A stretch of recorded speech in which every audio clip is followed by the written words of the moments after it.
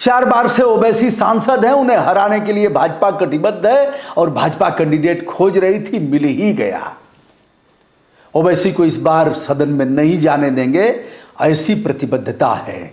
400 पार, अब की बार 400 पार, और उस 400 पार में ओवैसी भी हैं। फिलहाल असदुद्दीन ओवैसी की परेशानी बढ़ती हुई देखी जा रही है और भाजपा को मिल गया है कैंडिडेट। वह भी कैंडिडेट महिला कैंडिडेट है, हिंदू कैंडिडेट है और मुस्लिम मतों में उसकी पैठ भी है। ओवैसी के वोटों में वह लगाएगी सेंध और ओवैसी को हराने के लिए कृत संकल्पित है। दावा किया जा रहा है कि इस बार ओवैसी लोकसभा का मुंह नहीं देखेंगे। ओवैसी अपने समाज के भी नहीं हैं, गरीबी से और दीन दुखियों से इनका कोई मतलब नहीं है।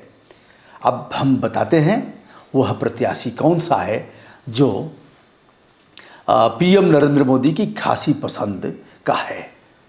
बड़े चाहते हैं नरेंद्र मोदी और उसके पक्ष में एक बार उन्होंने कमेंट भी किया था। 4 बार से सांसद ओवैसी का किला ढहाने के लिए भाजपा चमत्कारिक व्यक्तित्व के कैंडिडेट की तलाश कर रही थी, जिससे ओवैसी को लोकसभा में जाने से रोका जा सके, मात दिया जा सके। अब शायद उसकी मुराद पूरी हो गई है और कैंडिडेट मिल गया है। एआईएम प्रमुख असदुद्दीन ओवैसी 4 बार से सांसद हैं और यह देखा जाए तो यही नहीं है, यह इनकी खानदानी और पारिवारिक सीट है। इस सीट पर असदुद्दीन ओवैसी के पिता सुल्तान सलाहुद्दीन ओवैसी 1984 से सांसद हुए तो रुकने का नाम नहीं लिए और 2004 तक सांसद रहे। 19 लाख मतदाताओं वाली यह सीट अब 4 बार से असदुद्दीन ओवैसी के कब्जे वाली है। इस महिला प्रत्याशी के मुरीद हैं प्रधानमंत्री नरेंद्र मोदी। महिला प्रत्याशी का नाम है माधवी लता। माधवी लता के बारे में हम बताने जा रहे हैं। आपकी अदालत वाले शो में शायद आपने देखा होगा उस शो को, जिसके प्रस्तोता है रजत शर्मा। रजत शर्मा के शो में माधवी लता गई थी, जिसे देखकर पीएम मोदी ने उनकी तारीफ किया था। तभी से कयास लगाए जा रहे हैं कि माधवी लता पर भाजपा दांव लगाना चाहती है। सबसे पहले हम जानते हैं कि माधवी लता हैं कौन और पीएम मोदी की खासी पसंद कैसे बन गई। मूलतः माधवी लता हैदराबाद की ही रहने वाली हैं। शैक्षिक योग्यता इनकी मास्टर डिग्री की है।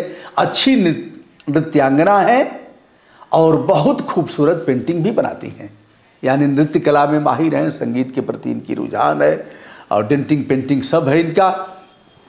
अल्पसंख्यक महिलाओं में इनकी भीतर तक पकड़ है, उनके बीच आना जाना, उनका दुख सुख बांटना, उनसे रोजगार से उन्हें जोड़ना और मूल धारा में शामिल करने के लिए वह अनेकानेक कार्यक्रम एक एनजीओ से मिलकर के चलाती हैं। वह एक अच्छी महिला शिक्षक भी हैं। काफ़ी कम उम्र से वे बच्चों को पढ़ाती हैं। उनका दावा है कि हमने बच्चों के भीतर के मनोविज्ञान को जाना है। हमारे क्लास में कोई बच्चा मनहूस और रोते हुए आपको नहीं मिलेगा।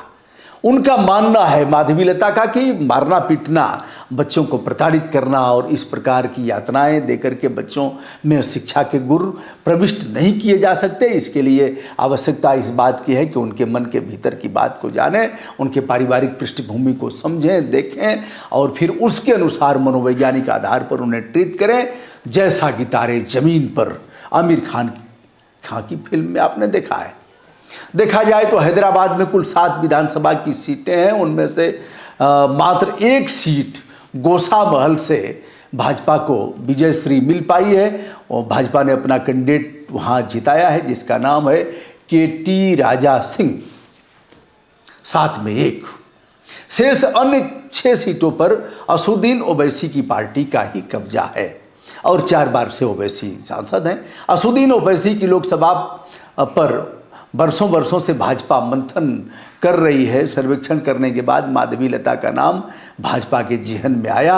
माधवी लता ने आपकी अदालत वाले शो में, जो रजत शर्मा का शो है, माधवी ने जिक्र किया, जहां उनका जाना होता है। मेडिकल कैंप कराती हैं, दवाएं देती हैं, भोजन और अन्य सामानों की उपलब्धता सुनिश्चित करती हैं अल्पसंख्यक परिवारों में, हिंदू के गरीब परिवारों में।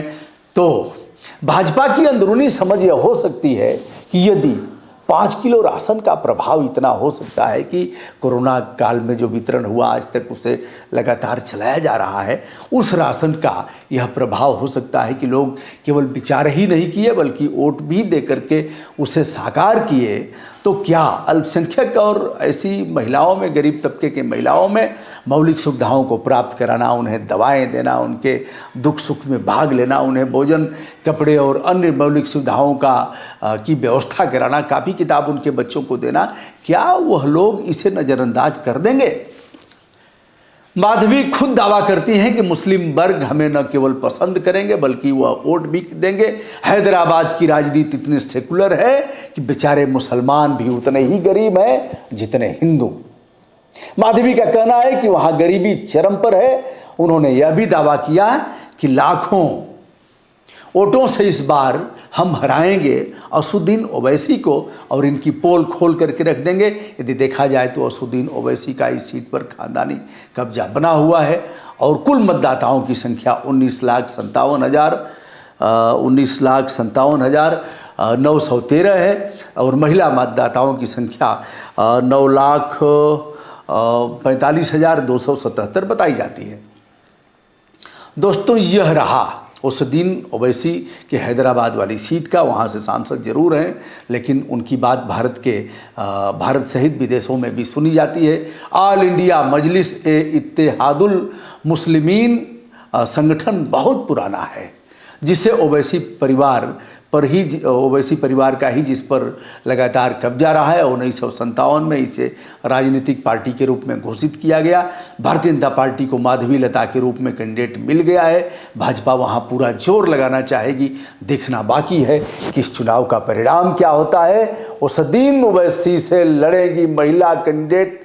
भारतीय जनता पार्टी के कमल के फूल से चुनाव। मुस्लिम मतदाताओं में उनकी गहरी पैठ है। उनका कहना है कि ओवैसी ने गरीबी पर कभी ध्यान नहीं दिया। मुस्लिम महिलाएं ओवैसी को कभी नहीं चाहेंगी क्योंकि उनके दुख सुख में, उनके खान पान में, उनको मूल धारा से जोड़ने में हमने प्रतिबद्धता दोहराई है। रजत शर्मा के रोड शो में किस प्रकार से यह महिला कैंडिडेट नरेंद्र मोदी जी के जेहन में आती है और मिल जाता है टिकट। दोस्तों, मैं हूं ब्रजभूषण दुबे। आदरपूर्वक सादर नमस्कार वैश्विक रूप से जुड़े हुए देश विदेश के तमाम सम्मानित दर्शकों को नमस्कार।